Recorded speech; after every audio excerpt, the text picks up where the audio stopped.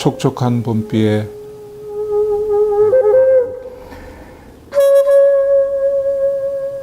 연초록이 절정에 달한 풀잎,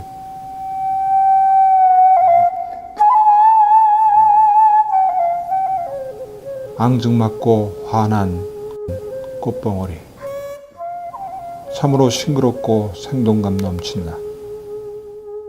만일 우리 삶에서 이처럼 싱그럽고 생동감이 있는 시기가 느닷없이 찾아온 궤양성 대장염으로 어느 한순간에 무너져 버린다면,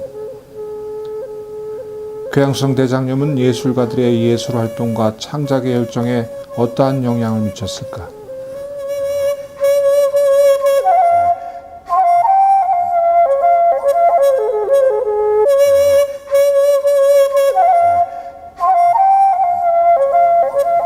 처음으로 만난 예술가는 석가탄신을 며칠 앞둔 한 사찰에서 만난 국악인이다. 한복조골의 고름을 휘감아 매는 맵시가 절도 있다.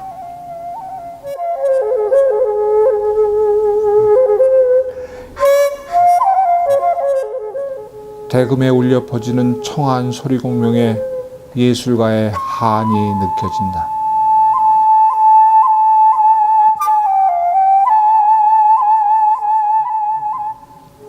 참으로 경이롭다.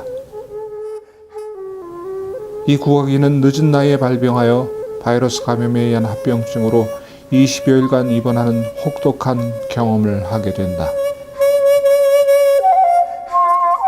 네, 저는 중요무형문화재 98호 경기도 당군 이수자입니다. 국악을 15살부터 해서 지금까지 해오고 있습니다. 대금을 전공을 하고 있고요. 공연이나 녹음이나 이런 행사에 많이 다니고 있습니다. 궤양성 대장염이라는 얘기는 이제 여기 병원에 와서 처음 알게 되었는데요. 작년 2월 달부터 아마 시작된 것 같습니다.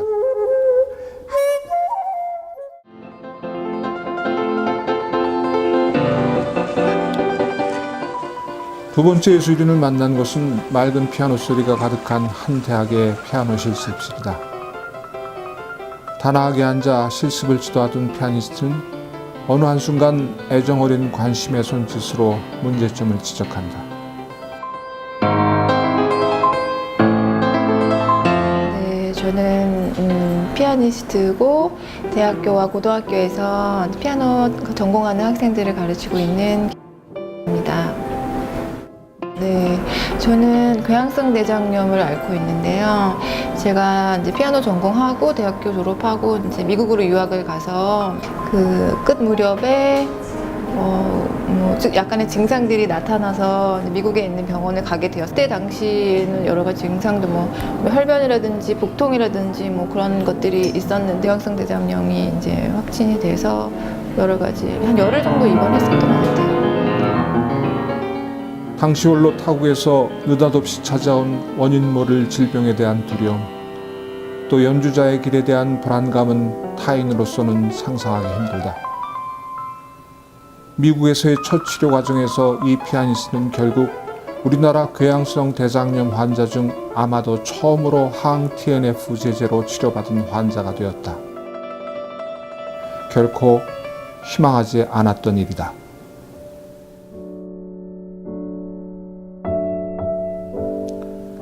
세 번째 만난 예술인은 한박 웃음을 짓고 있는 아리따운 새 신부 작가의 작업실이다. 네, 안녕하세요. 저는 일러스트레이터로 활동 중인 김원자입니다. 주변에 쓰는 동화책 앞에 사파라든가 뭐 포스터라든가 이런 쪽에 그림이 들어가는 약간 다양한 펜시 이런 것부터 시작해서 그런 거 그리는 일쪽으로 하고 있어요. 궤양성 대장염 같은 경우는 우선 다양한 증상들 뭐 다 아시겠지만 뭐 혈변, 복통, 복부 팽창 뭐 이런 것부터 시작해가지고 계속 설사 때문에 아마 일상생활이 힘든 그런 병이고요. 저는 고등학교 2학년 때부터 좀 그 병을 좀 알아가지고요. 지금은 한 12년, 14년 정도 되는 것 같아요. 작가는 꿈 많은 고등학교 시절 전대장 절제라는 수술을 고려할 정도의 격심한 대장염을 경험하게 된다.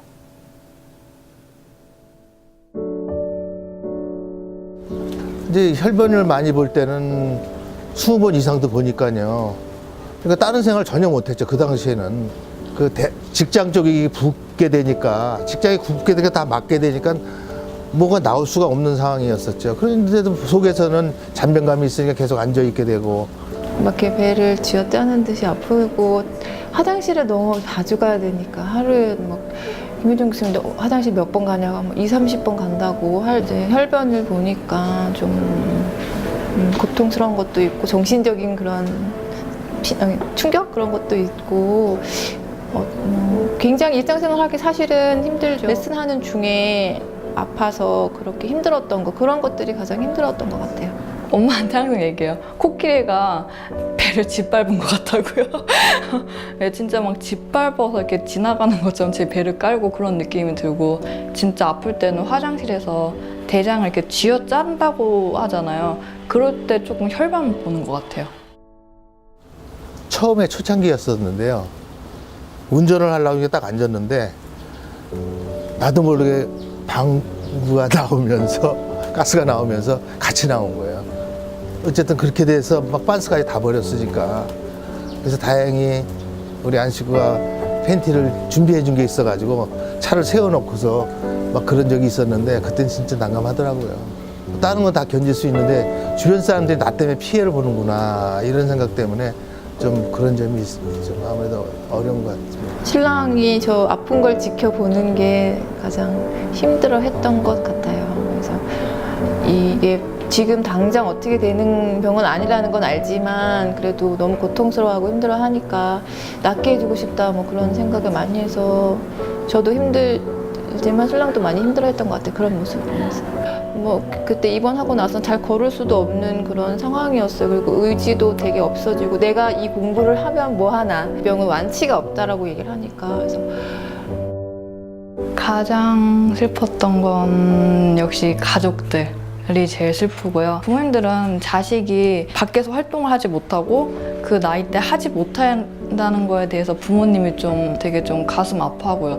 부모님 잘못이 아닌데 왠지 내 자식이 그러니까 내가 못나서 이 자식한테 이렇게 아픈 거구나 이런 생각이 들다 보니까 좀 그런 게 좀 슬펐던 것 같아요. 정신적인 거는 가장 큰 게 어쨌든 강박관념이 제일 크고요. 밖에 나가면 화장실 위치를 다 생각을 해야 된다는 그런 강박관념이 제일 크고, 어느 궤양성 대장염 환자는 비상시 가장 확실하게 찾을 수 있는 화장실 중에 가장 좋은 곳은 병원, 이어 큰 호텔과 햄버거 가게라고 한다. 얼마나 절박한 경험에서 얻은 교훈일까? 안쓰럽다. 병 말하는 것 자체가 되게 두려움이 큰 것 같아요. 그러다 보니까 별일이 아닌데도 저 혼자 왜 되게 의기소침해지고 막 그런 게 좀 있는 것 같아요. 그렇다. 우리 환우들이 가장 두려워하는 것은 누군가에게 자신의 병에 대해서 말하는 것이다. 자신을 병든 육체로 볼지도 모른다는 두려움 때문이다. 또 뭐 예술인들도 마찬가지일 거예요. 그 이제 한이라는 게 있잖아요. 한이라는 게. 그래서 이제 처녀 총각이 연주나 뭐 이런 예술 활동을 하는 거고, 결혼해서 한 번 정도 실패한 사람하고는 연주하는 게 천지차례 틀리다고 생각하거든요. 그게 사실은 그렇고, 아플 때는 그 한 같은 게 좀 더 있어가지고, 음악이 우리가 말할 때는, 이 국악에서 말할 때는 계면이라고 그래요. 계면, 슬픈 대목. 계면이 더 잘 되는 것 같아요. 제가 독재를 했을 때는 항상 아팠기 때문에 모르겠어요. 스테로이드제를 좀 많이 복용한 상태에서, 교수님은 아실 텐데 그런 상태에서 연주를 했었거든요. 약기운으로 했다라고 볼 수 있죠. 사실 제가 아팠던 경험이 있기 때문에 그런 음악의 그런 감정, 인간의 감정의 여러 가지 감정 깊이를 표현하는 데 있어서는 그런 면이 또 오히려 도움이 될 수도 있고, 또 다른 사람의 아픔을 위로하고자 하는 그런 마음이 생기기도 하고 그랬던 것 같아요. 제가 살면서 가장 스트레스 받는 일, 저한테는 어떻게 보면 연주, 독주회 하는 준비하는 과정이 되게 힘든 과정인데, 그런 것들을 조금은 다른 쪽으로 돌려서 독주가 아니라 뭐 듀오라든지 같이 챔버 실내악을 연주한다든지 그런 식으로 연주회의 좀 종류를 바꿔가면서, 그렇지만 저희 또 커리어를 포기할 수는 없으니까 그런 식으로 스트레스를 좀 덜 받으면서 일에 지장 최대한 받지 않는 한도에서 일을 하려고. 역량이라보다는 제 직업을 아예 바꾼 거죠. 제가 원래는 미술과가 나오긴 했지만요, 이렇게 애들 가리키는 걸 했는데 그걸 스트레스 받고 막 하다 보니까 병이 좀 자주 재발이 되는 거예요. 그리고 병이 재발이 되다 보니까 뭐 회사나 이런 데다가는 그때마다 병가를 내야 되는데 병가를 봐줄 수 있는 회사 자체가 아예 없잖아요. 그러기 때문에 집에서 할 수 있는 일을 찾아보자 생각해보고 재미있게 할 수 있는 일 찾다 보니까 그림 쪽으로 좀 일을 했던 것 같아요. 그림을 만약에 제가 이 병에 걸리지 않았으면 솔직히 그림을 그릴 거라 생각 안 해요. 그냥 일반인처럼 회사다.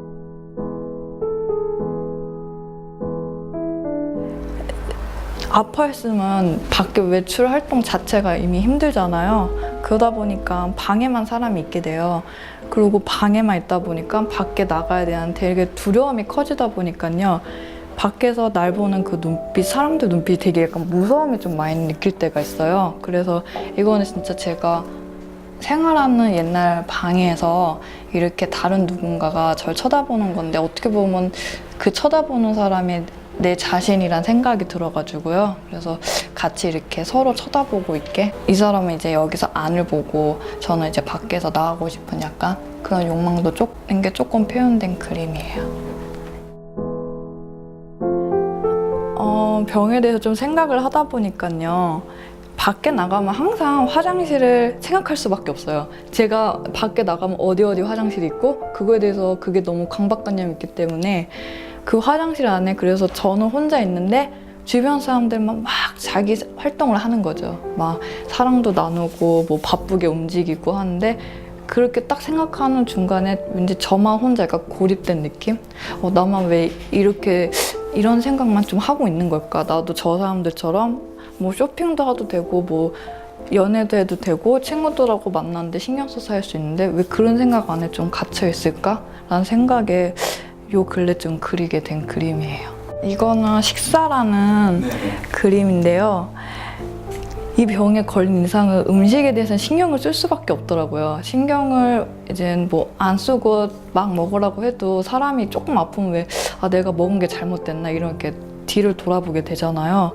그래서 이렇게 그림을 보시면 여기 이렇게 자기 스스로 사슴 뿔을 잘라가지고 이 사슴이 먹고 있어요. 그 저는 좀 먹는 게 느끼는 게 어떻게 보면 맛있게 느끼는 게 아니라 그냥 나한테 좀 어거지 막 삶을 살기 위해서 그런 먹는 거에 대한 약간 좀 생각이 많아지기 때문에 이런 식으로 좀 표현을 해봤던 것 같아요. 그냥 좀 나를 먹고 내가 살고 있는 느낌? 약간 그런 느낌이 좀 들어가지고요.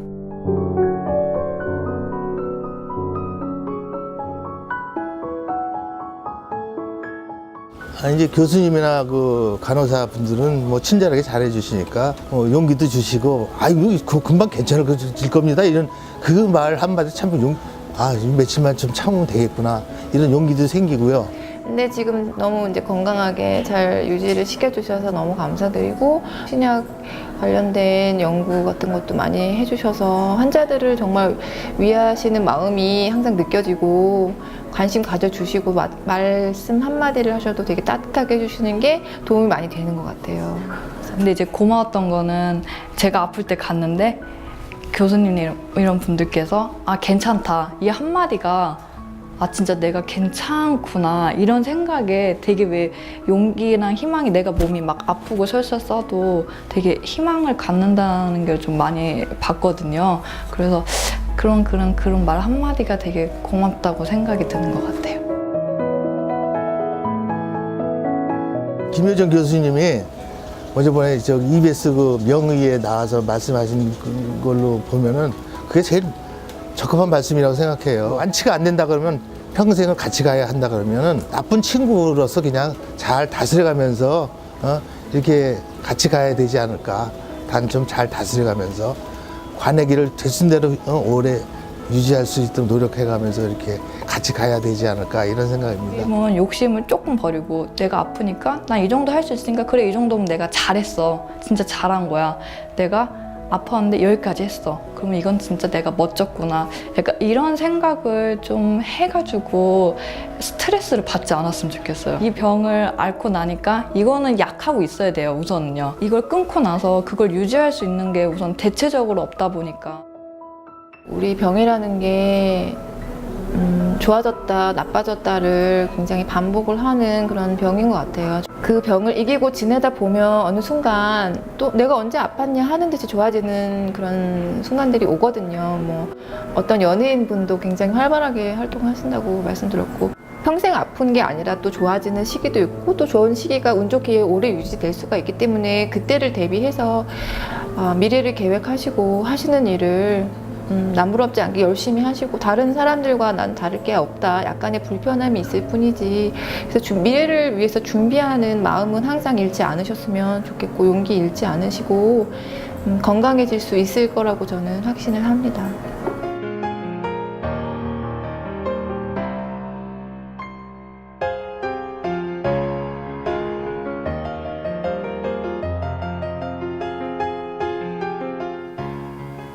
질병을 극복한 이 예술가의 피아노 소리는 점점 세상으로 퍼져 질병 극복은 물론 점차 우리의 질병을 존중하는 사람들이 많아질 것이라는 희망적인 메시지를 담고 있는 듯하다.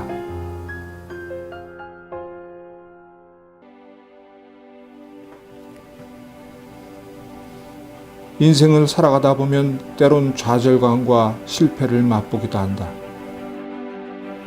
그러나 이들 예술가들처럼 그 순간 이겨낼 수 있는 긍정적인 마음가짐과 삶에 대한 에너지를 가지고 있느냐가 질병 극복의 열쇠라는 것을 알게 되었다.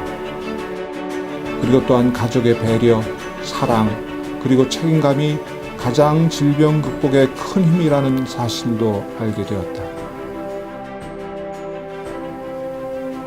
궤양성 대장염을 겪은 예술가들이 시선에 비친 질병 속의 삶의 태도는 궤양성 대장염을 평생 같이 하는 친구로 여기며 자신을 격려하면서 미래를 위하여 준비하는 마음을 잃지 않는 삶의 태도였다. 결국 궤양성 대장염은 예술가들의 감각이나 상상력을 동요시키고 위로해주는 계기였다.